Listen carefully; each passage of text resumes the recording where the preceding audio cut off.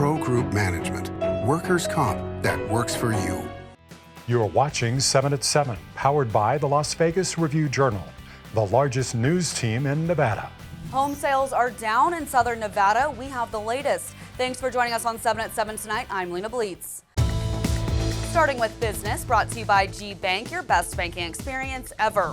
New data shows home sales are on the decline in southern Nevada. Sales in October dropped 10% from a year earlier and 8.5% from September, according to Las Vegas Realtors. Review-Journal real estate reporter Patrick Blennerhassett tells us what the recent statistics show. Traditionally, in a buyer's market, those who are buying houses have the upper hands and we start to see prices drop. We haven't actually started to see that substantially in southern Nevada because there's a lot of other market fundamentals coming in. However, if things continue this way, we should start to see actual price drops early in next year, most likely. Las Vegas Realtors also reported more than 7,500 single-family homes were listed for sale at the end of October without any sort of offer. That's up about 30% from a year earlier. In more of your top stories, new and chilling details emerge in the trial of a woman accused of decapitating her on-again, off-again boyfriend. Henderson Police Detective Carrie Skinner testified that hours after Jonathan Willette's body was discovered, his cell phone was found in the driveway of Devin Michaels, who was accused of murdering him. Skinner said she did not initially retrieve the phone, which had blood on it, but moments after she started interviewing Michaels, one of the defendant's daughters ran up to them holding the phone and saying, quote, "Here's Daddy's cell phone. This is why he didn't answer." Headaches continue at Harry Reid International Airport. As of mid-morning, FlightAware reported more than 80 flights at the airport had been canceled or delayed, more than half involving Southwest Airlines, the busiest carrier in Las Vegas. And even though the federal shutdown might soon be over, experts say it could take weeks for flight schedules across the country to return to normal. A parade celebrates those who served in our nation's military, and Nia Collins tells us more.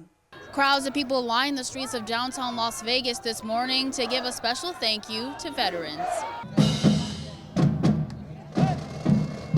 Familiar faces like Governor Joe Lombardo and Congresswoman Dina Titus marched along with first responders, marching bands, and dancers.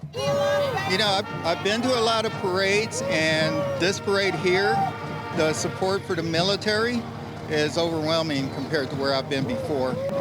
The citizens that come out and enjoy the early morning, it gives you that little warm, fuzzy feeling in them, you know. And you get to see other veterans, meet other veterans, and it just shows your heritage and pride. The annual event, organized by the Veterans Action Group, is billed as the largest Veterans Day parade west of the Mississippi. For the Las Vegas Review-Journal, I'm Nia Collins. Weather, sponsored by Star Nursery, your garden's partner for every bloomin' thing. Tonight, temperatures are cooling down to the 60s and briefly dipping into the upper 50s by around 6 a.m. The clouds are sticking around for the rest of the work week, looking at a high of 78 and low of 58 on Wednesday. Then get ready for some potential rain rolling through, starting with a 40% chance of showers on Thursday, with a high of 80 and low of 58. And up to a 60% chance of rain on Friday, with temperatures dropping to a high of just 67 and low of 51. And now for Vegas Nation and the latest on the Raiders. I'm Heidi Fang, and with the special teams unit struggling, the Raiders are bringing in kicker Greg Joseph to their practice squad. After Daniel Carlson missed what would have been a 48-yard game-tying field goal in Denver last week, Pete Carroll spoke on where they stand with their current place kicker. He wants to do right by his team, and he wants to get clear, and he's well-versed on the mentality of how you do that, the preparation and the practice to get your mind clear so that you can perform like you're capable. You know, when they stack up on you after some time, you know, you have to deal with it directly. So we're addressing that right now.